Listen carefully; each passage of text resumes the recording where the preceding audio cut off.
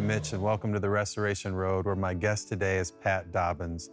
Pat is going to transparently and authentically share the worst thing any parent should ever endure. But in the valley, she found the great healing of Jesus Christ and chose to have her pain be used for a purpose. Pat, thank you so much for being with us. You have an incredible story. I want to pick it up on your faith journey. In 1957, you were married to Geralt, and you had two sons. You have two sons, Scott, who's in the Air Force, or was in the Air Force, and Mike. And Mike has been a missionary for years, right? Mm-hmm. That's really cool. But you felt emptiness, you said, and you started attending church. And then in September 1963, you saw this guy on television. Who was it? Mm-hmm. Billy Graham.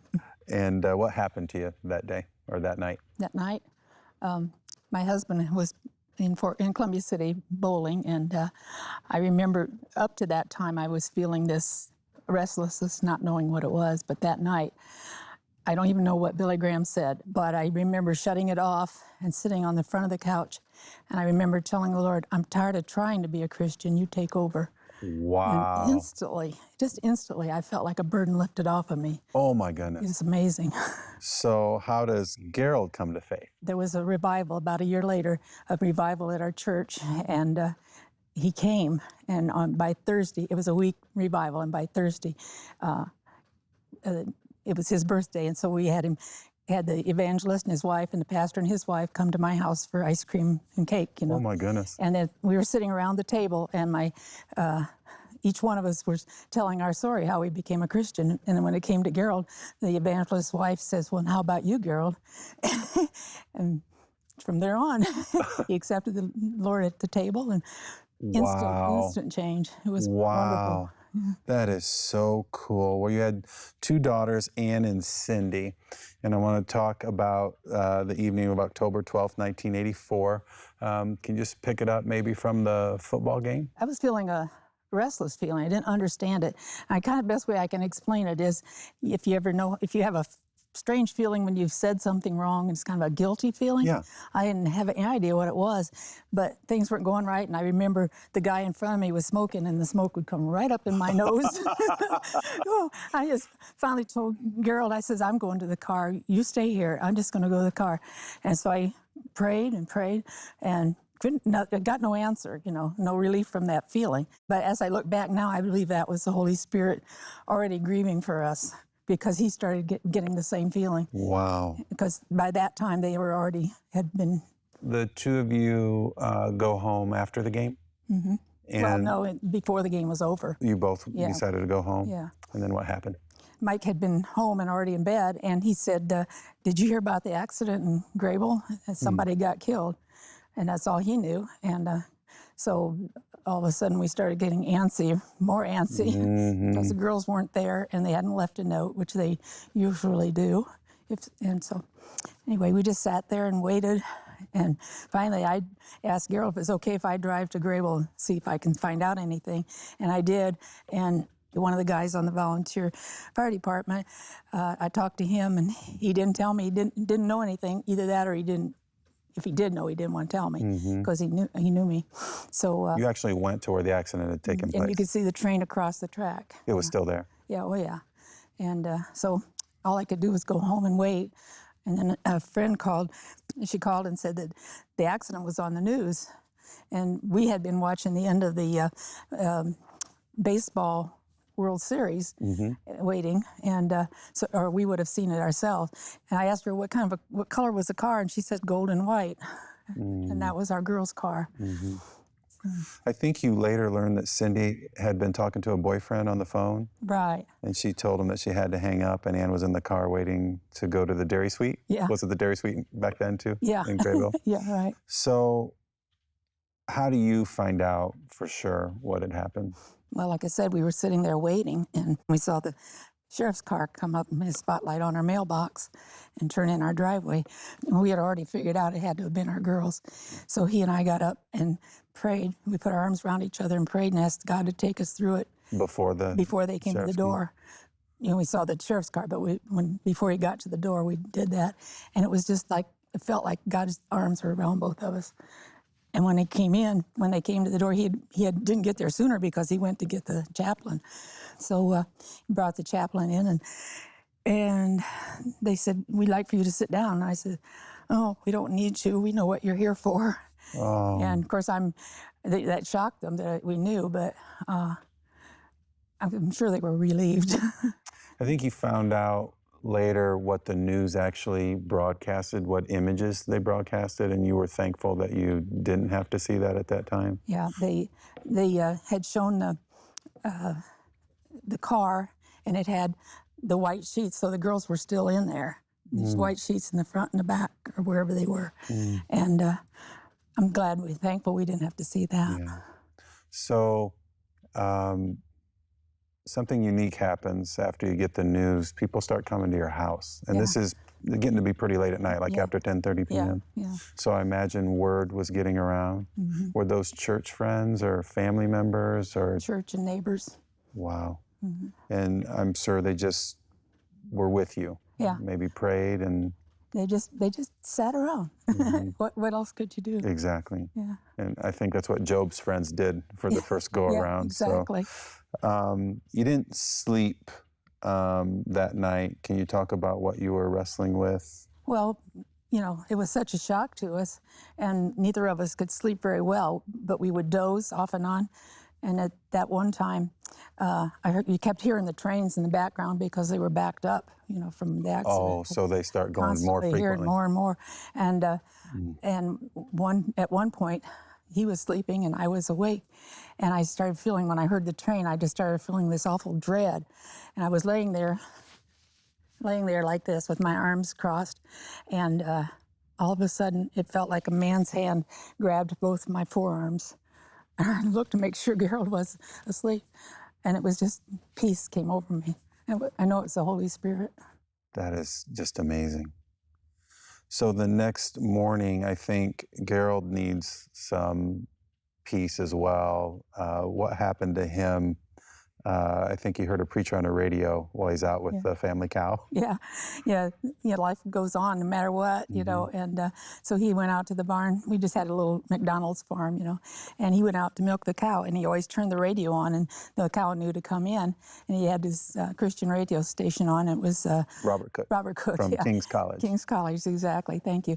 And anyway, he quoted the scriptures from Isaiah. And it talked about, my ways are not your ways, and your ways, I can't even remember it now. I got it right here. Read it, please. Isaiah 55:8-9, for my thoughts are not your thoughts, neither are your ways my ways, saith the Lord. For as the heavens are higher than the earth, so are my ways higher than your ways, and my thoughts than your thoughts. And that provided comfort to Geralt. It's exactly what he needed, yeah. Well, probably, if that's not the most gut-wrenching, challenging thing that anybody could ever go through, you have to, as you said, life goes on, you have to experience this funeral, but it wasn't all sadness and mourning. Some unique things happened there. Could you describe that day? Yeah, well, one of the neat things that God did was, it was a fog delay at school. It was kind of a rainy, foggy day, and so school was delayed 2 hours. So the teachers apparently went to school on time, and so they got to come over for the viewing, and then the kids, of course, were delayed, but the school gave them permission to come to the funeral, and they came. They even used the regular school buses plus the church bus, and hauled whoever wanted to come over, and so it was really well attended, and it was beautiful. Like over 500 people, I think. Yeah, the whole congregation or whatever it was. And the pastor gave an invitation to surrender your life to Christ? Yeah, he gave the best salvation message I'd ever heard him say. Wow. So, yeah. And how many responded that day? There was about 60. Oh, my goodness. They weren't all for salvation, but, the rededication, but there was salvations. One of the things I found so amazing was that Ann's boyfriend Chris and Cindy's boyfriend, another Chris. Yeah. They were among those who surrendered their lives to Christ. Mm-hmm. That's just powerful. I guess Anne was going to be baptized the following month. Yeah. And then did her boyfriend? Yeah, her boyfriend then got baptized in her place. What was unique about it was the missionary church is right next to the railroad, and not too far from the railroad. And just as Chris got down in the water, a train went by, and it was a big hush over the congregation. And it hit its whistle too, right? Or, yeah. That's how we knew it went by. Yeah. And what'd that tell you? Another confirmation from the Lord. Mm-hmm. Yeah. Well, holidays and birthdays come around the corner, and those become some of the most difficult times. Can you describe what you were feeling and processing then? Well, when they came up, we still, even though God took us through all this, you still have the natural grieving to go through. Mm-hmm. And so we were really dreading those because Cindy's birthday was just before Thanksgiving, and Anne's birthday was just before Christmas. And so we had to face those things. And what we did was we just went through them.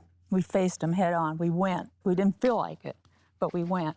And that made it so much easier for the next year. Oh, you went to the family gatherings. We went to the family gatherings. Even as hard as it would be that they're not there. Yeah. I've been in that situation before where somebody who had been at that family gathering for their entire life up to that point, they're gone.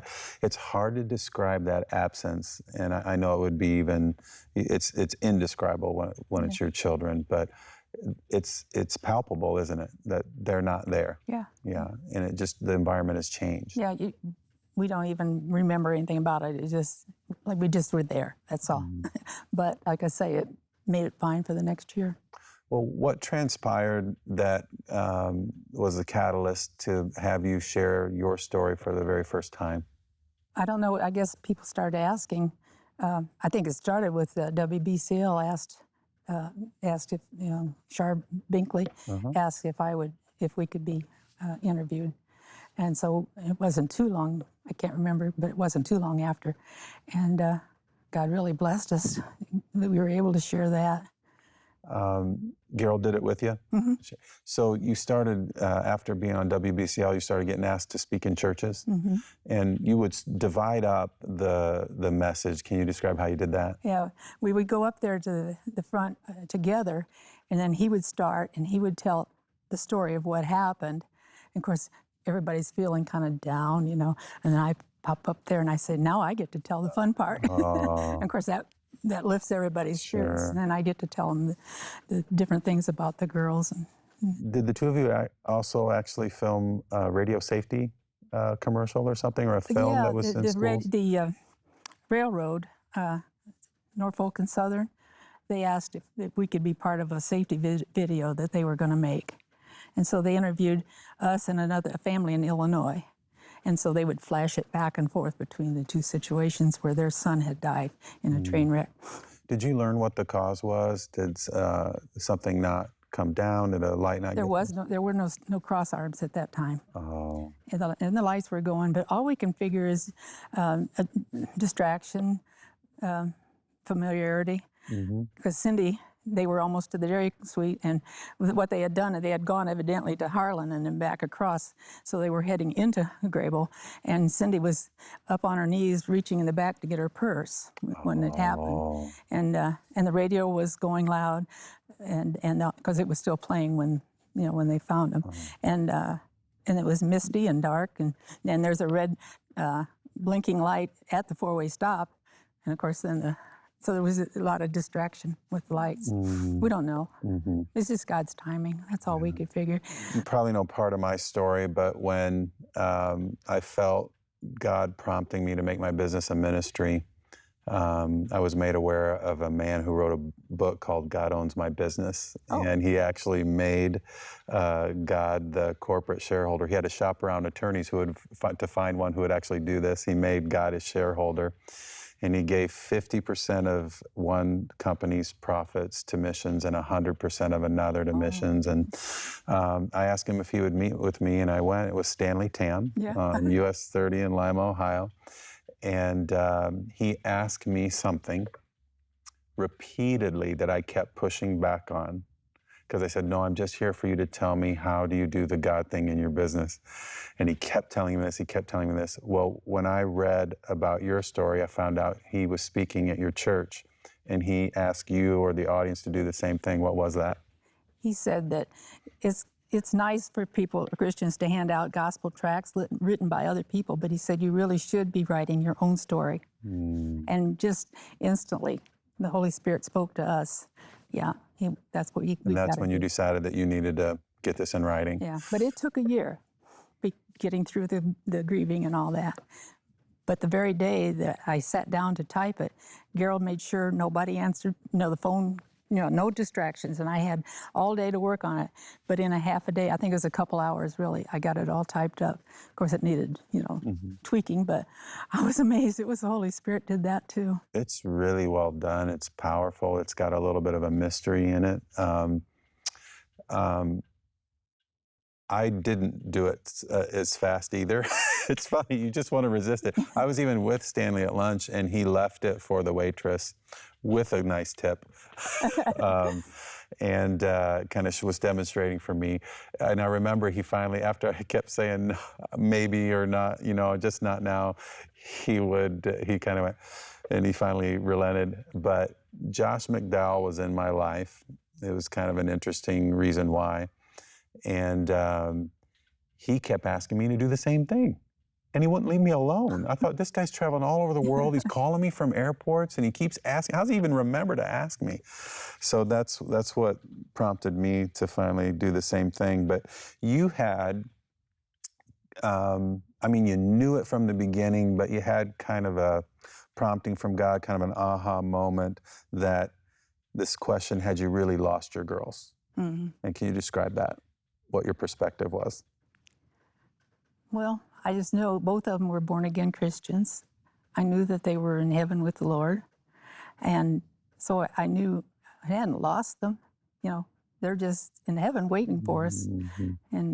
And so, a lot of people think, say, well, I lost my daughters.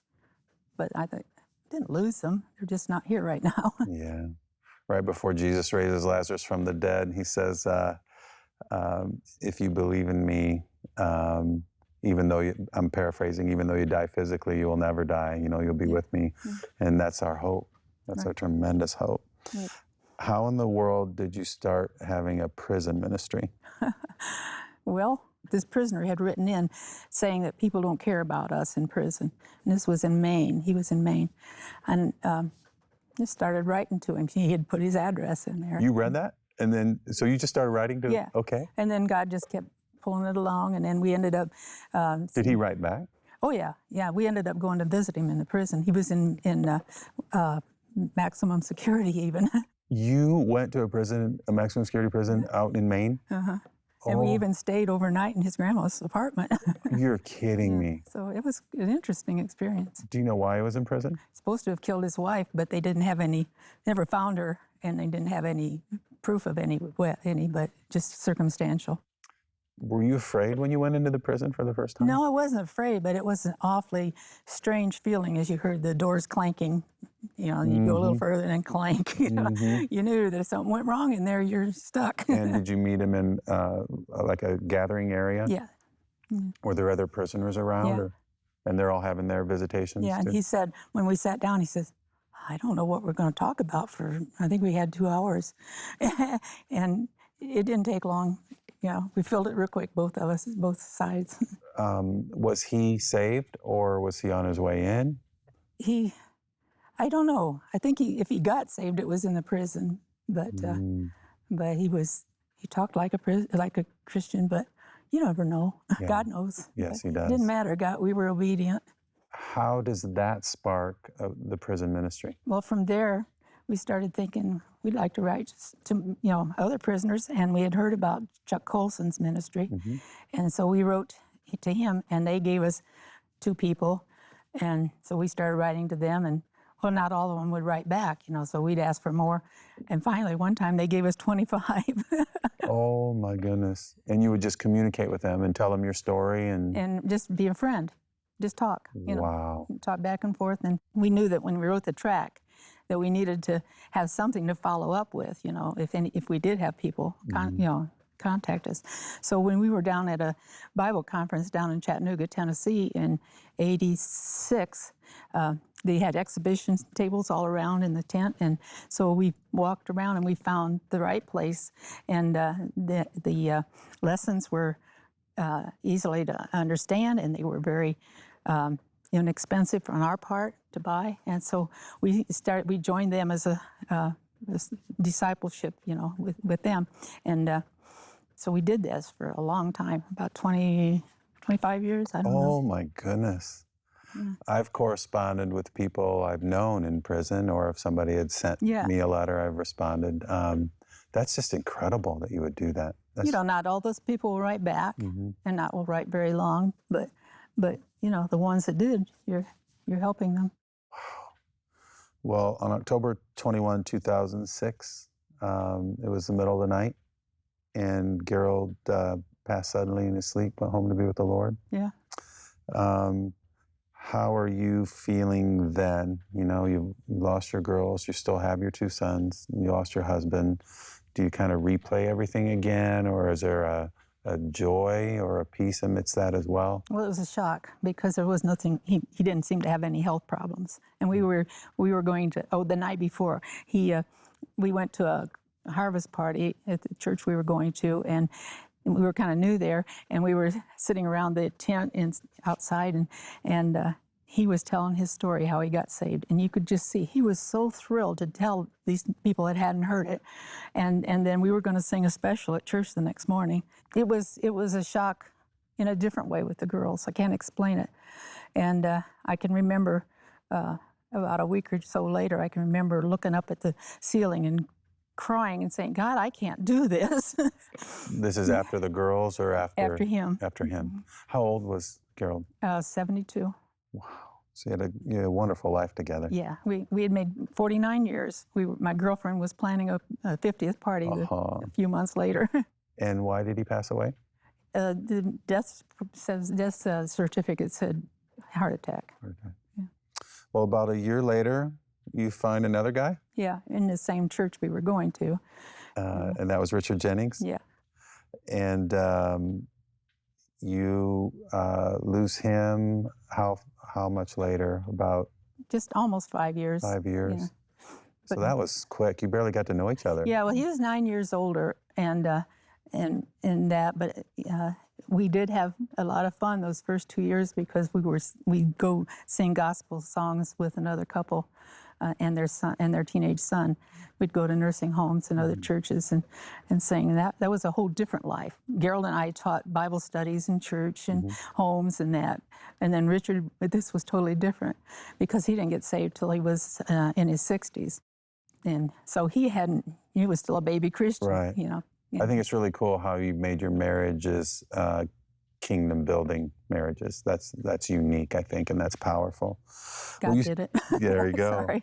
Well, you started praying for a ministry? After Richard died, yeah. And one interesting thing real quick was that he died on May 12th, and in February, I had agreed to speak at my girlfriend's church, the ladies' mother and daughter banquet. And so I figured I had my girlfriend at church going to come and watch Richard for me while I did it. Well, he passed away the day before, the 12th. It would have been May 13th. He passed away that afternoon. But the Lord gave me strength to share my story. You still did? I still did. I shared this story about Ann and Cindy and what God was doing.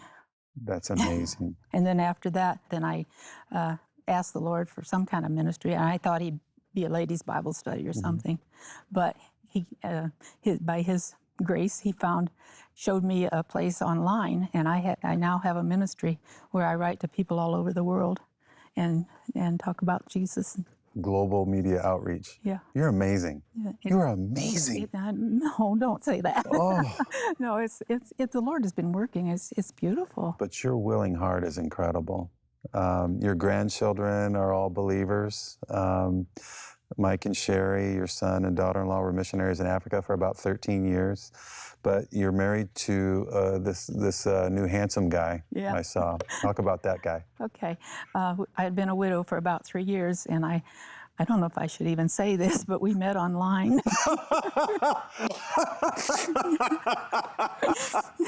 Were you writing to him through Global Outreach? No connection. But what's exciting is that he just lived 5 miles from me. Oh my goodness. We would have never met, and we have so much in common, and our background is so similar. We have mutual friends. It was a God thing, no question. It sure was, and that's Adrian Dobbins. Mm-hmm. Well, as you reflect on this amazing life, but full of valleys as well, what do you think about? You know, people talk about the things like that happen in their life, and it's always a horrible thing, but God has fixed it, so it's not horrible. I just enjoy each part of my life, and I enjoy the memories of each part of my life, not the bad things. I mean, I know about them, and I know what happened, but they don't weigh down on me. I don't know how else to put it. Thank you so much, Pat, for being with us. You are incredible. You're just a picture of that humble heart to Christ, and a lot of people really struggle, a lot of believers struggle with praising God in the valleys, and you're just a portrait of that. Thank you so much, and thank you for using your pain for a purpose to advance the kingdom of Christ. Thank you for having me. You know, James 4:14 says that you don't know what's going to happen tomorrow.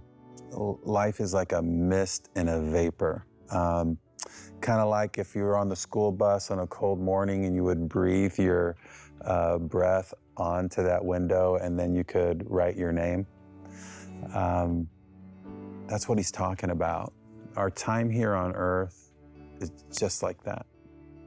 And so while we're here, we want the God of the universe who breathed life into us, he breathed life into the clay, to allow him to write his name on our hearts as fully surrendered to him. And then we have that relationship that lasts through eternity. And for everyone that did that surrendered their lives to Christ as Savior and Lord, like Ann and Cindy, we will see them on the other side, because the God of the universe loves you more than you could ever imagine, and he wants to spend eternity with you. Hi, I'm Mitch. Join my daughter, Kelsey Herber, and me next week on the Restoration Road as we describe part 1 of making sense of why bad things happen to good people.